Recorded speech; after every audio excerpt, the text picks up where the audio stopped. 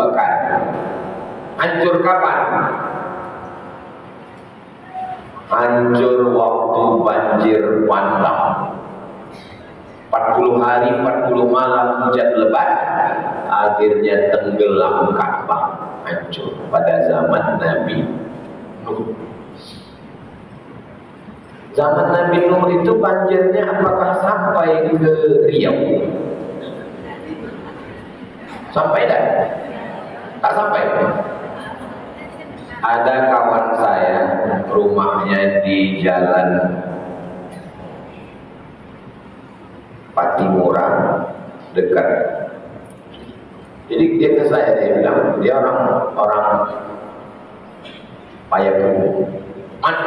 Yo, ternyata banjir bandang itu sampai ke kampung-kampung, sampai ke Payakumbuh. Iya, dari mana orang tahu? Ada di dalam Tambo Minang. Dan ingilah katiko Gunung Marapi Sagadang dan Witi. Tanya dia, Pak ajar Gunung Merapi Sagadang Talwitian. Apakah saya Gunung Merapi Sagadang Talwitian? Berarti satu dunia mau tenggelam, maka Gunung Merapi Sagadang Talwitian. Sampai tak banjir bandang terus ke Minangkabau. Cepat berubah pikiran dari kita tidak. Kalau mau sampai ke Sagadang Talwitian sampai ke sini. Itu Tambo Sagadang Talwitian. Menurut dia sampai tak sampai tak berpengaruh ke iman kita. Tapi yang jelas bahwa banjir bandang menghancurkan Ka'bah. Maka dididiklah dua orang yang luar biasa untuk kembali merenovasi Ka'bah, membangun ulang, bukan membangun awal. Sebab Ka'bah sudah ada Ka'bah itu, tapi banjir bandang datang.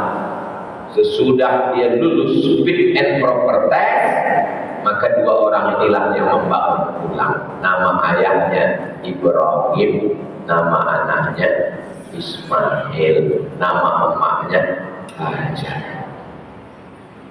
Wa idh yarfa'u Ibrahimul qawa'ida minal baiti wa Ismail.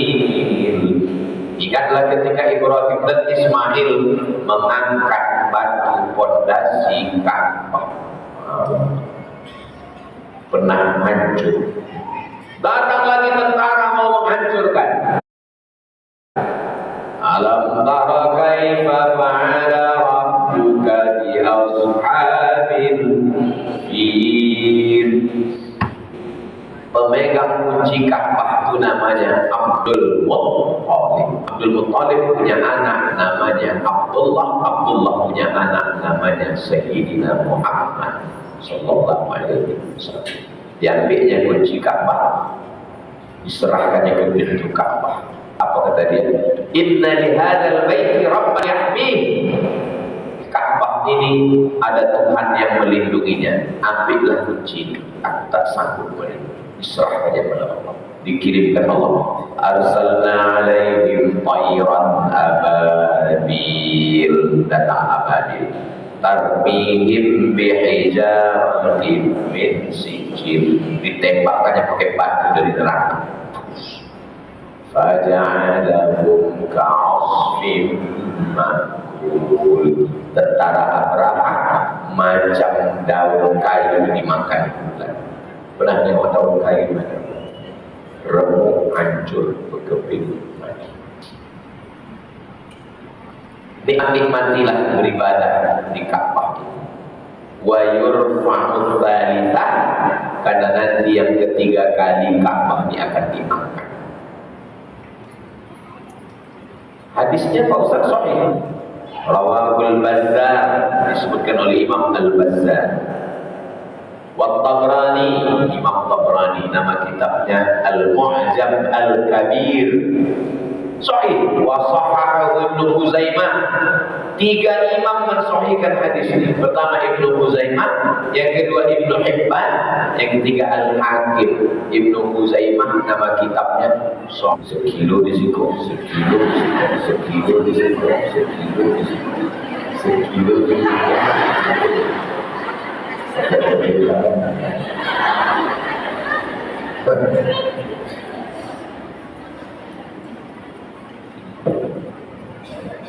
miliar mau dia untuk bangun masjid. Tanahnya 5 hektar luas. Mudah-mudahan anak-anak ibu semua jadi anak kaya-kaya dan menantu ibu solihah.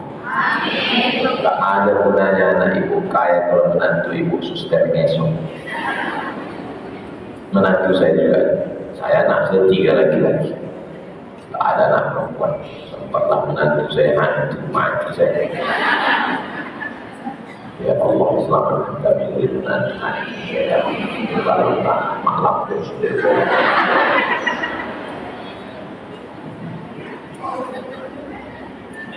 Kita lanjutkan hadis 366. An Ibnu Umar dari Abdullah bin Umar.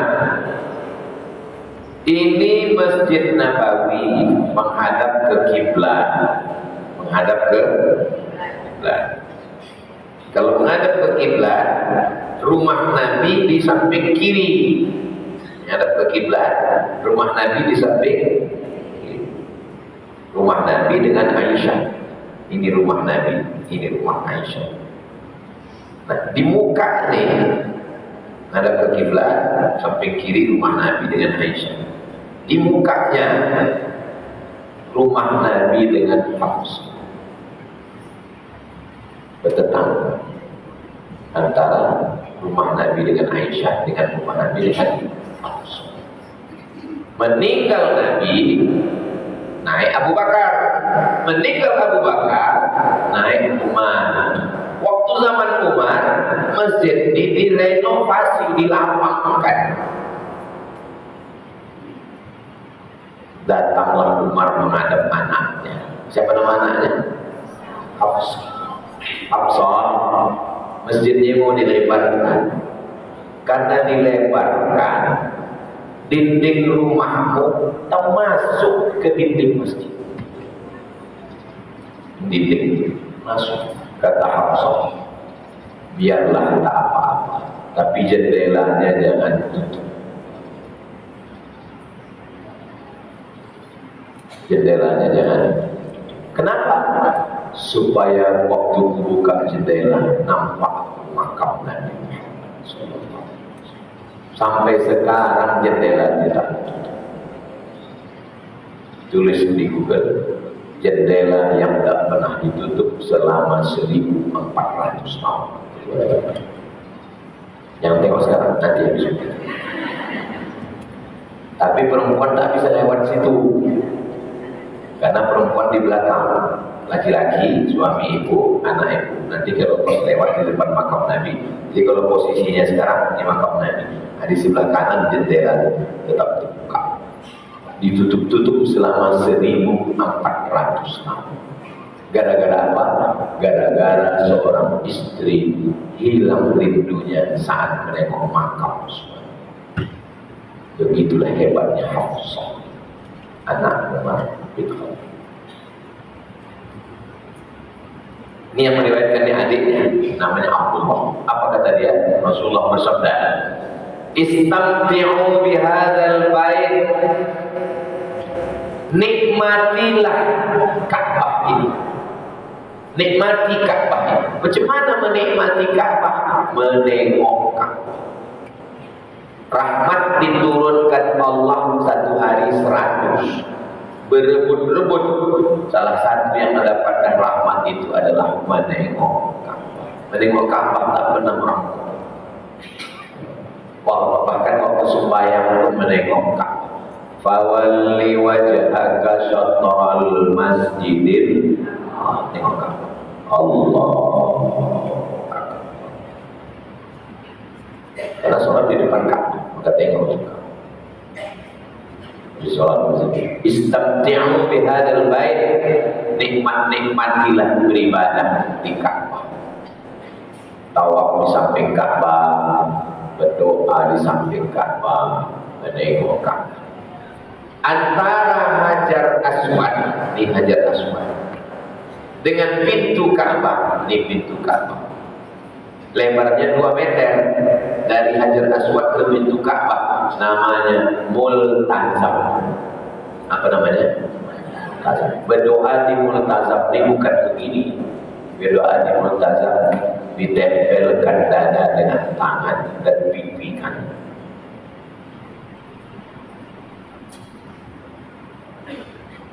Ditempelkan dada dan ke dinding multazam. Multazam artinya mesti maksudnya mesti mustajab. Tapi kalau sebelum dapat dinding Ka'bah jangan langsung pejam mata, tengok dulu dan tempat baru. Ada juga jamaah ini belum menempel ke dinding Ka'bah sudah pejam mata. Rupanya badan orang Afrika.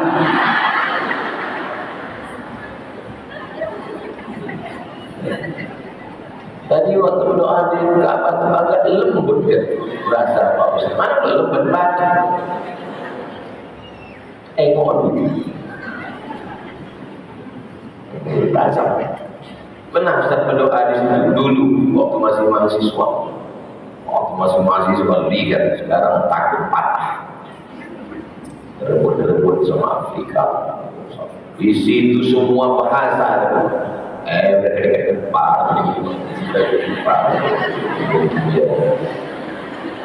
atau pula yang dari Cina ya kecok-kecok mana, atau pula yang dari Jawa habis pulang Cina bocor di rumah mereka ya. Pokoknya dari sudut-sudut ada orang awal itu anak kenapa tamu lelaki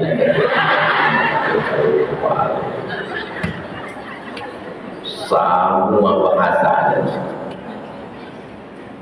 Hebat, tenang hati dari sampingkan. Istamti'u bihadzal bait, nikmati Ka'bah. Kenapa? Faqad bima marrataini, karena Ka'bah ini pernah hancur. Ibnu Utsaimin. Ibnu Hibban nama kitabnya Sahih Ibnu Hibban. Wal Hakim nama kitabnya Mustadrak. Al-Hakim. Sahih. Apa kata Ibnu Utsaimin? Wa yurfa'u fil thalithah, dia akan diangkat setelah dihancurkan 3 kali. Dimasukkan senjata-senjata di dalam peti jenazah. Mikul jenazah, disangka orang dalamnya jenazah, rupanya di dalamnya senjata. Sampai ke dalam Masjidil Haram, ditembak orang itu semua yang ada di dalam Masjidil Haram, mau menguasai Ka'bah. Itu makanya dulu semua tas-tas diperiksa. Zaman dulu, zaman saya haji pertama tahun 92, tak boleh bawa kamera, tak boleh foto, semua tas diperiksa. Diperiksa tas orang Indonesia yang besar-besar, ditengok bumbu kocak, sambal belacan, dicium sama polisi, mayat itu. Kita tahu sambal paling normal. 367 Waruya an Abdullah bin Abbas, diriwayatkan dari Abdullah bin Abbas, Nabi punya ayah namanya Abdullah. Abdullah punya saudara namanya Abbas. Abbas punya anak namanya Abdullah. Ini lagi diriwayatkan. Bagaimanakah Abdullah memanggil Nabi?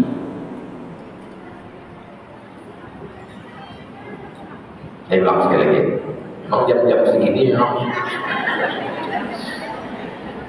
Nabi Muhammad punya ayah namanya Abdullah.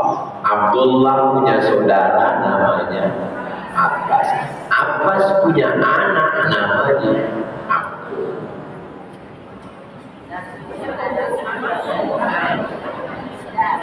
Bagaimanakah Abdullah memanggil Nabi?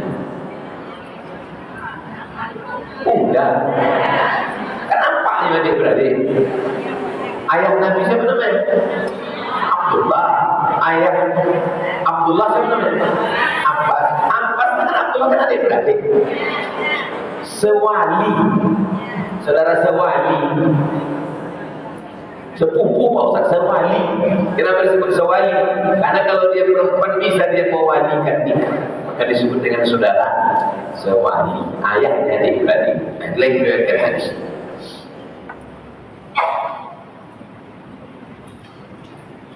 Nabi punya istri namanya Maimunah. Siapa nama istrinya? Maimunah ini punya saudara perempuan. Maimunah ini punya saudara perempuan. Itulah Ummah Abdullah bin Abbas. Jadi kalau gitu Abdullah ini manggil Nabi apa?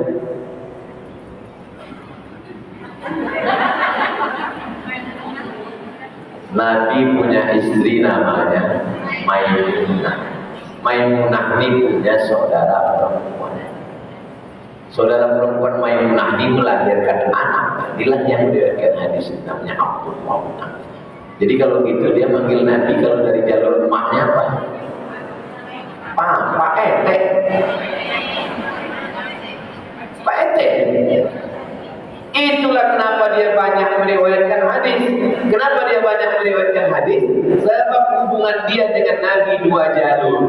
Dari jalur ayah, udah bodoh.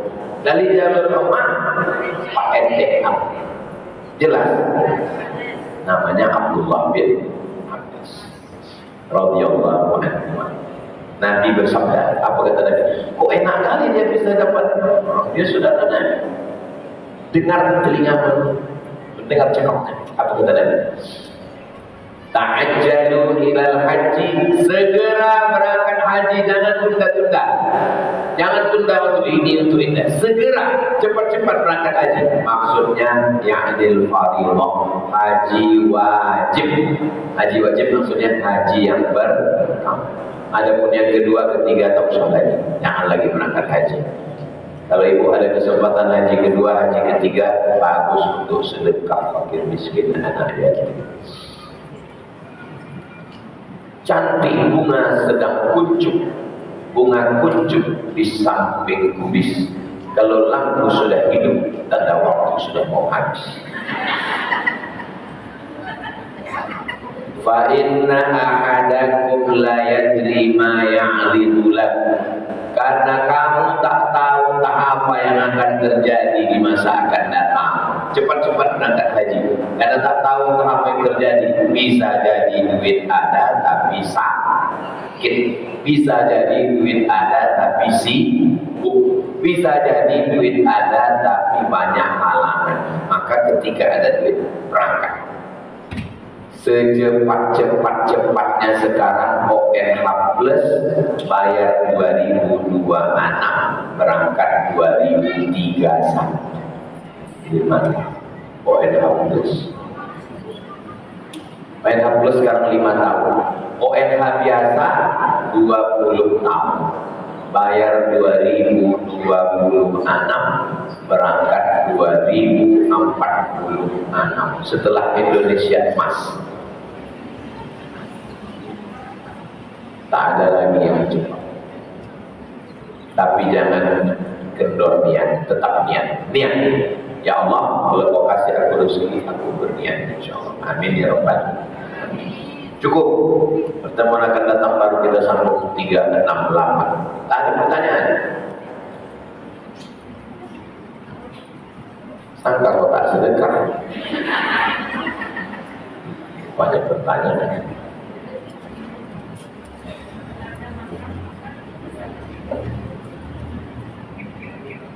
Berangkat haji tidak ada mahram.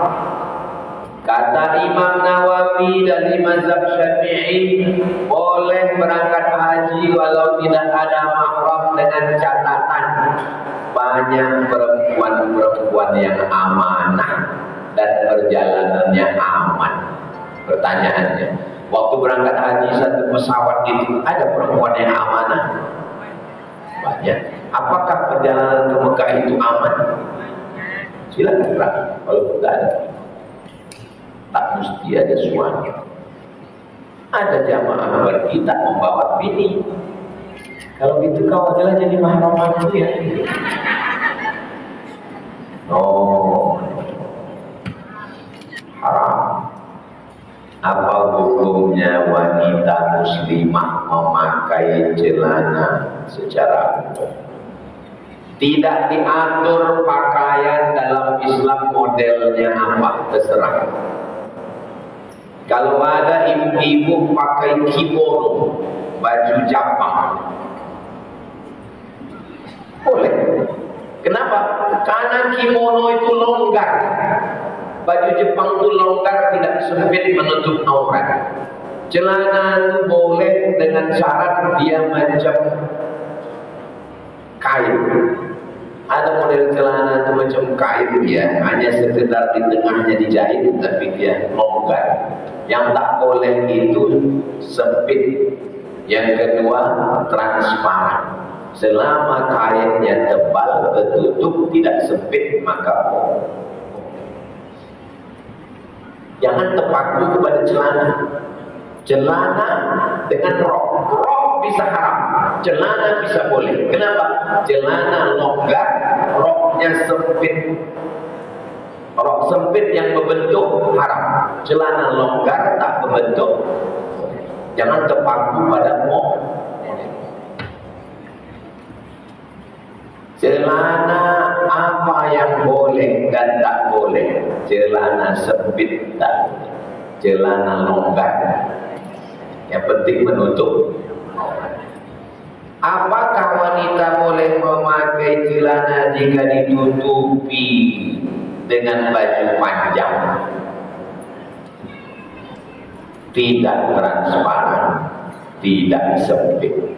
Asal cukup dua syarat nih. Itu di Makkah Madinah, orang-orang Arab tuh pakai celana jeans, pakai celana training, tapi di luarnya ditutup pakai abaya. Abaya itu jubah panjang. Waktu dia mau pergi ke masjid, dia pakai abaya. Nanti kalau dia di rumah berkumpul sesama perempuan, berbuka sesama perempuan. Ustaz kok tahu? Kata orang. Benar-benar saya. Kata orang-orang yang berkawan sama perempuan-perempuan, bukan cerita aja. Oh, di alam itu pakai jin juga orang itu, tapi ditutupnya pakai abaya, bukan kebaya, abaya. Bagaimana hukum memakai celana jeans atau legging yang ketat tapi ditutupi dengan gamis panjang? Tak nampak lagi. Ibu pakai jeans, pakai legging, tapi di luarnya pakai telekung. Mana tahu? Pakai legging, pakai jeans, tapi pakai baju jubah panjang. Prinsipnya dua, tidak transparan, tidak sempit. Asal cukup dua syarat apapun yang mau. Jangankan jeans, hantu pun tak.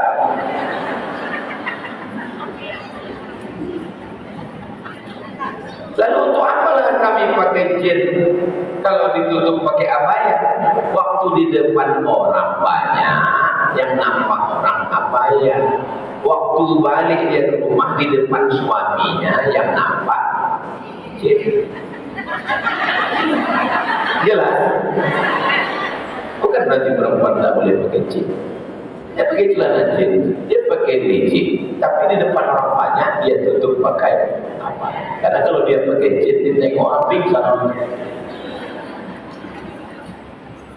Saya punya anak perempuan, saya tak tahu apa guna ini dikasih.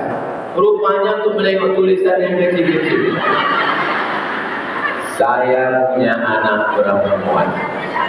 Sejak 2 tahun sudah saya biasakan hafalan doa dan surat pendek dan Iqra. Kemudian di usia 3 tahun sekarang saya masukkan anak saya sekolah tahfiz. Banyak yang mengejek saya, berarti setan itu yang mengejek. Kata mereka saya orang tua egois karena terlalu cepat. Karena terlalu cepat menyekolahkan anak. Mereka juga bilang nanti anak saya lama-kelamaan jenuh sekolah karena dari kecil sudah sekolah. Nanti saya cuma ingin menyelamatkan anak saya dari kejahatan dunia. Bagaimana menurut Ustaz? Apakah yang saya lakukan ini salah?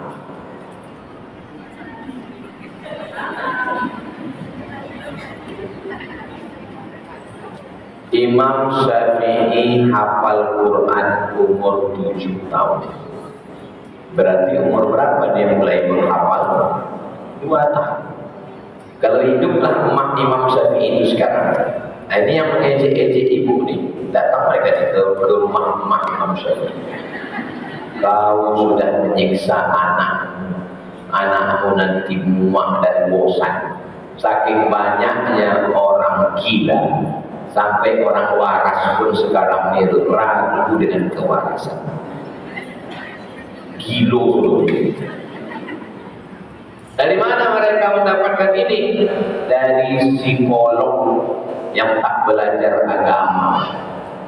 Psikolog kalau dia belajar agama bagus, namanya psikologi Islam. Tapi kalau dia tidak belajar agama, dia mengikut siapa nabi psikolog itu?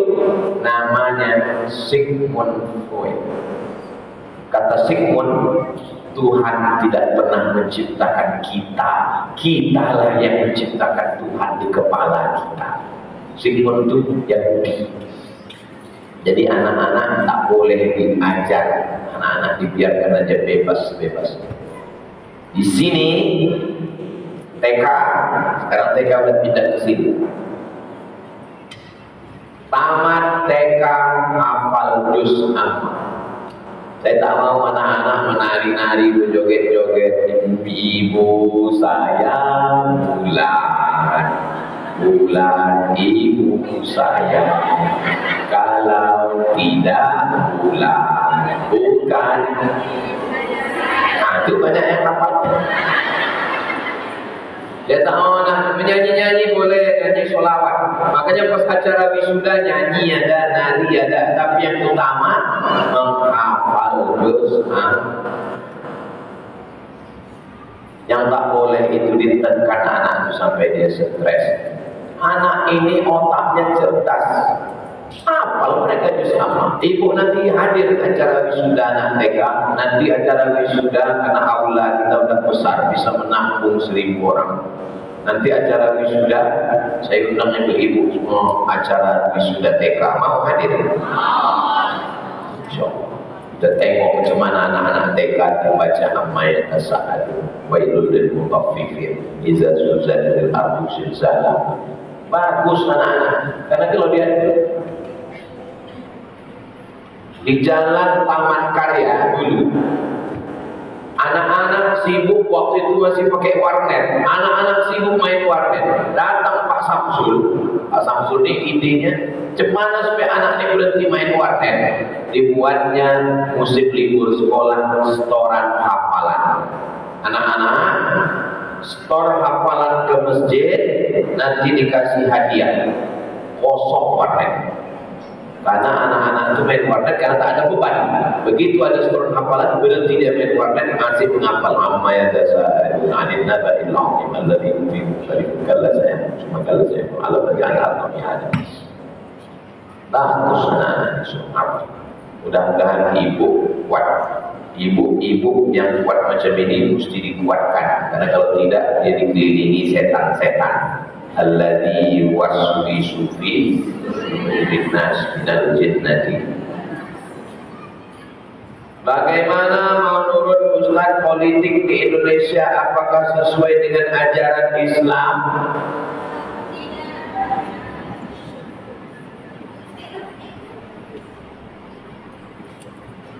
Bagaimana cara menutup rumah prostitusi di Surabaya? Maaf cakap, ini tempat wanita nakal. Gimana caranya? Ceramah, tabligh akbar, tidak bisa. Akhirnya ada seorang wali kota perempuan. Siapa wali kota itu? Risma. Wali kota Ibu Risma.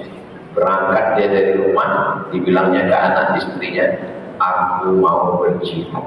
Kalau mati nanti aku di sana, kalian suaminya istri ya, mendoakan, ditutupnya doa bisa. Silakan memilih pemimpin dengan cara coblos. Kalau dibayar pakai duit, serangan fajar dikasih jilbab, maka itu berkhianat, karena akan naik penyamun di negeri pencuri. Penyamun dipilih oleh pencuri. Tapi kalau orang yang sudah mengaji, memilih orang yang sudah mengaji, bisa atau tak bisa? Bisa. Makanya dalam politik ini suara yang terbanyaklah yang akan menang. Ibu, ada 2 calon.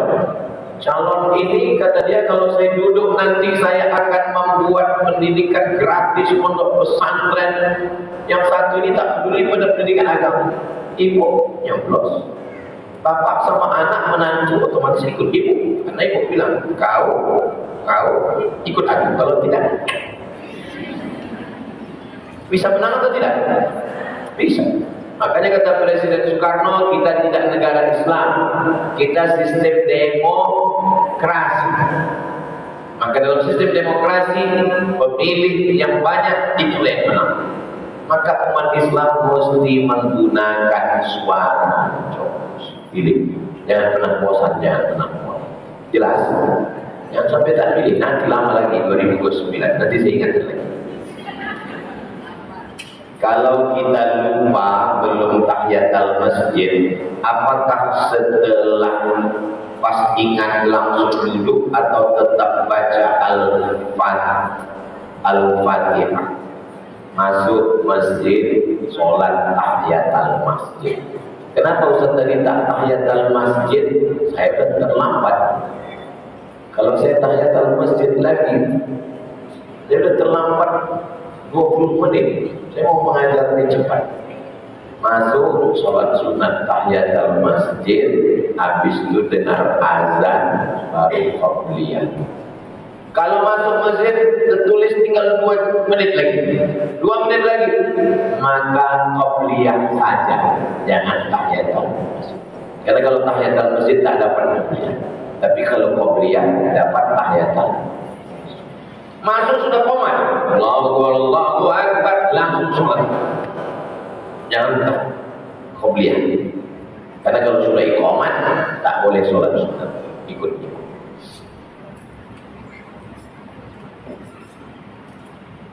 Mohon doakan anak saya Naurin Alfarizkia Liandra jadi penghafal Quran. Nanti sama-sama kita semua berdoa.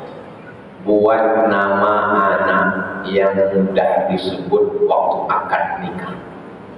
Kasihan Pak Tuannya. Boleh.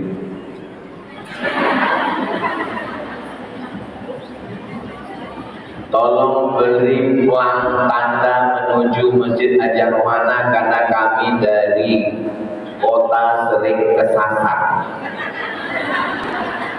Di depan tuh buat pelang masjid aja, karena kalau udah kesasar terus mutarnya jauh. Nanti kita minta pelang sama Bupati Kampar.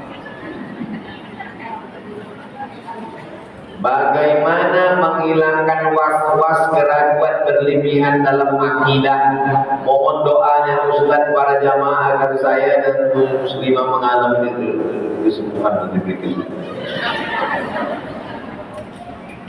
Menghilangkan was-was itu dengan keyakinan yang kuat bahwa aku hamba Allah. Begitu datang macam-macam, gak apa-apa, takdir sendiri. Datang dia berbisik-bisik, Allah.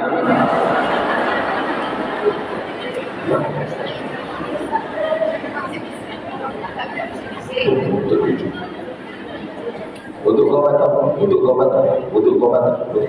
Tidak batal.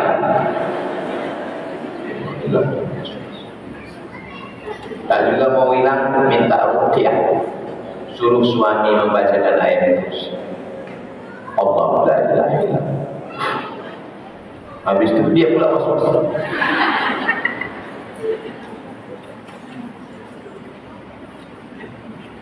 Di perumahan kami apabila warga kedapatan berzina di daerah perumahan, maka perangkat setempat akan menggerebek dan memberikan sanksi denda uang. Yang saya tanyakan, apa kita termasuk menzolimi tersangka? Apakah bolehkan? Semestinya dia bukan dituntut uang, bukan bayar semen, tapi dicambuk 100 kali. Kalau belum berlaki, belum berbini. Kalau sudah berlaki berbini, ditanam badannya setengah, dilempar batu sampai mati.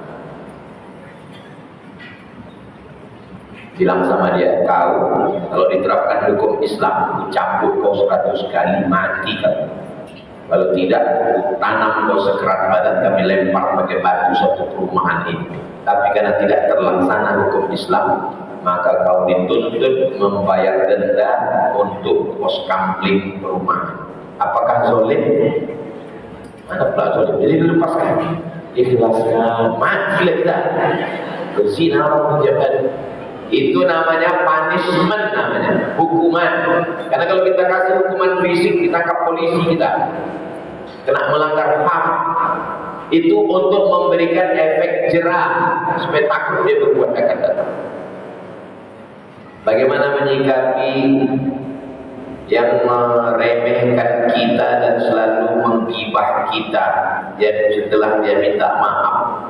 Bagaimana dengan orang selalu mengejek kita? Baru ada keputusan di Pengadilan Negeri Pekanbaru yang mengejek itu dituntut ke pengadilan dan kena denda 5 juta. Maka saya tolonglah ejek saya, kalau ejek. Siapkan handphone, bilang, kau mau ngejekan, ada kamu. Kalau dia kirim PMWK, cepat screenshot, tuntut ke pengadilan, dapat 5 juta. Lebih banyak, lebih bagus. Kalau ada 5 orang mengejek ibu, 5 juta. Saya yang akan menemani ibu untuk lapor ke Polda. Nanti kita bagi uang. Siap? Jangan diam. Santri tidak boleh diam. Saya santri, setiap subuh saya ngajar, jangan diam kalau diejek. Kalau diejek suami, jangan diam. Diejek tetangga, jangan diam. Lapor. Kalau suami kita lebih dari 1, maksudnya nikah dia, itu lakinya mati, nikah dia lagi. Memang petang kita menangkap, memang nikah dia lagi dengan suami baru yang kedua. Suami mana yang menemani di surga nanti? Suami yang paling baik akhlaknya, paling bagus akidahnya, itulah yang akan bersama di akhirat nanti. Tapi kalau ibu sudah menikah sekarang dengan suami kedua, dia nanya, Dek, nanti kalau mati, kau mau sama laki kau yang dulu atau sama abang? Sama kau lah bang. Sebetulnya dia cuma mau nanya itu aja. Cemburu dia sayang sama ibu. Dia jawab itu aja, sama kau lah, sama siapa lagi? Dan itu baru pergi ke dapur.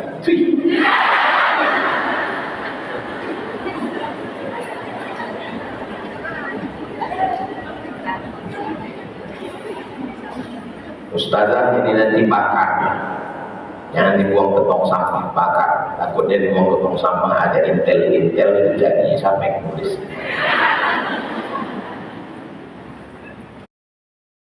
Saya ragu ada teman mengatakan jika sudah berwudu boleh makan dan berkumur-kumur, tidak membatalkan wudu.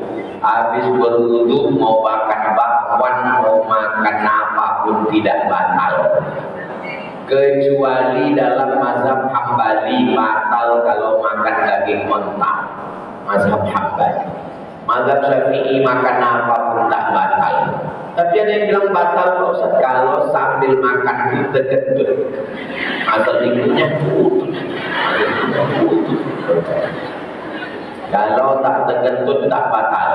Tapi kalau sudah makan takut dia tersangkut atau rasa, maka habis itu mau sholat minum kumur-kumur. Tapi tetap ada rasa Pak Ustaz. Iyalah, kumur-kumurnya pakai teh manis. Kumur-kumur pakai air. Kalau menyangkut gosok gigi, maka kata Nabi, laula amartukum, laula an asyqa ala ummati la amartukum bisiwak.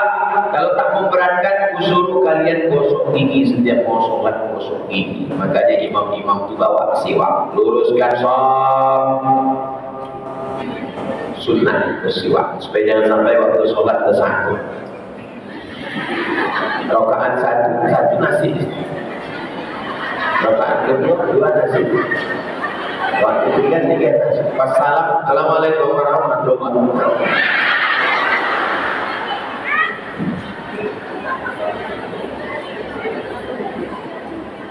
Bagaimana seorang istri bersikap terhadap suami yang tidak menurut kata keluarga, tapi suaminya rajin sholat? Selama dia sholat, dia taat pada Allah, apa yang disuruh keluarga itu yang dia tak mau? Apa yang disuruh keluarga itu tak mau? Tengok dulu, keluarga itu nyuruh dia nongkrong-nongkrong sampai jam 12 malam, dia tak mau. Aku tak mau nongkrong-nongkrong, aku mau tahajud nanti malam. Tak bisa jadi salah, keluarga itu yang salah. Kenapa dia dipaksa dia nongkrong sampai jam 12 malam? Dia diajak untuk berburu babi, dia tak mau. Aku tak mau memegang najis, waktuku hilang. Tak bisa dipaksa. Selama dia taat kepada Allah. Tapi kalau dia tak peduli sama orang, tamu siapa pun datang tak menyapa orang, ini salah. Mesti dikasih nasihat. Saat sholat fardu di setiap masjid memakai mic luar, lumayan membuat kami wanita yang sholat di rumah jadi tidak khusyuk. Wajibkah pakai mic luar? Mic luar ini di atas diempat, kesana satu, kesana satu, kesana satu, kesana satu. Gunanya untuk apa? Mengajak orang di sholat ke masjid. Sedang udah pakai mic, tak ada orang. Ibu-ibu di masjid tidak tegang, di luar pun tak tegang, karena bacaannya, mana pula bacaan sholat tegang? Apa rupanya bacaan imam? Mana tegang? Bismillahirrahmanirrahim, alhamdulillahi rabbil alamin. Ada yang tegang? Kalau ada orang tegang, mendengar Al-Fatihah setan itu. Mana ada orang tegang? Kecuali orang itu di dalam membuat yang macam-macam. Tapi itu kan hebat sih, lampunya otomatis, tak sampai pernah hidup. Gaji kita per bulan harus wajib kita keluarkan zakatnya berapa persen? 2,5%. Kalau ditengok dari wajah ibu-ibu ini, sebulan pemasukannya 100 juta. Berarti keluar 2,5%, 2,5 juta. Yang amin yang kuat tadi kelihatannya 1 miliar. Berarti keluar 2,5%, 25 juta. 1 miliar itu 25 juta. Keluarkan 2,5%. Bruto, bukan neto, bruto. Bruto itu kotor. Sebelum bayar listrik, sebelum bayar air, sebelum uang sekolah anak, keluarkan, hitung total, uang gaji, uang tunjang, uang sundul, uang sikut, uang tanduk, uang sifat. Total semua keluarkan 2,5%. 2 kertas lagi. Seorang bapak menelantarkan anaknya tidak membiayai. Saat anaknya sukses dia datang, tapi anaknya sudah benci. Ini sinetron Indonesia. Judulnya Bapak Durjana. Anaknya tidak mau menerima. Bagaimana itu Pak Ustaz? Masalah dulu ayahmu tidak membiayaimu, itu dosanya. Masalah sekarang dia datang, kau mau berpahala, mau masuk surga, kasih dia makan. Dia perlu dah tua, tak banyak makan yang betul. 2 kali suap mati lah dia. Putuskan mata rantai kedurhakaan. Kalau dulu dia jahat sama kau, sekarang kau jangan jahat sama dia, supaya anak kau nanti juga baik sama. Hatiku panas Pak Ustaz, minum teh es. Tenangkan hati, mandi air ini. Berapa lama makan orang tua? Berapa lama makan dia? Pagi ketupek gulai 40 oleh ibu. Makan siang, paling mahal makan siang 50, 100 ribu sudah pagi sore. Enak sudah, menetes sudah ini. Kan malam, bare Solo, sederhana. Dah, berapa lama makan orang tua? Menunggu dia mati. Apa dibalas sekali sakit hati? Rumahnya kita balas dan kita siksa dia. Bahagia. Kebahagiaan kita. Kau diuji Allah dulu waktu kecil kau tak makan, hidup. Sekarang sudah tua kau diuji Allah. Jangan kau sampai tak lulus. Masalah dia dulu menyia-nyiakan, itu urusan dia. Dan sekarang kau mesti berbuat baik. Inilah anak yang the best. Ibu pun kalau masih hidup, jangan hasut dia. Apa aku cilako? Kalau dia datang, kasih dia makan.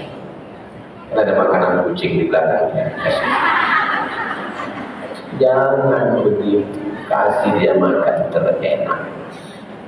Baawang bayar mau makan, agiat juga kayaknya bantu. Begitu sakit mana hati ibu, biarlah ibu menangis di dalam kamar waktu tahajud kepada Allah. Tapi jangan buat anak ibu durhaka kepada bapak. Ustaz ngomong begitu aja enak. Bagaimana kalau Ustaz mengalami itu? Ya, gak bisa, karena saya gak mengandung dan melahirkan. Ibu diuji dengan sholat malam, lulus. Ibu diuji dengan zikir, lulus. Sekarang ibu diuji sabar tak dengan ini. Kira-kira ibu sabar? Dari bunyinya tak sabar. Kertas terakhir. Apa hukumnya kalau kita membunuh kecoa di rumah? Uqtulul aswadaini fi sholat. Bunuhlah 2 yang hitam walaupun sedang sholat. Allahu Akbar. Bunuhlah walaupun sedang sholat. Apa itu 2 yang hitam? Pertama, ular. Nampak ular sudah bunuh. Sekali pukul mati. Yang kedua, kalajengking. Yang kedekatkan ini, mana tahu terjelas.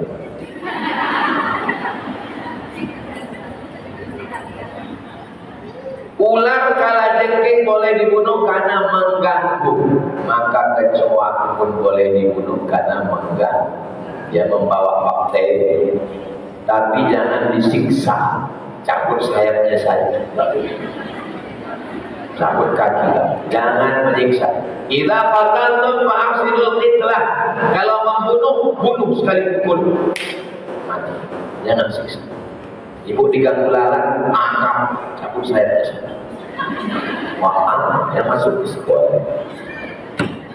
Mudah-mudahan Allah memberikan kita istiqomah, anak-anak kita sehat walafiat, rezeki kita berkah, keluarga sakinah mawaddah warahmah, anak-anak santri cepat menghafal Quran, betah tinggal di pondok. Al-Fatihah.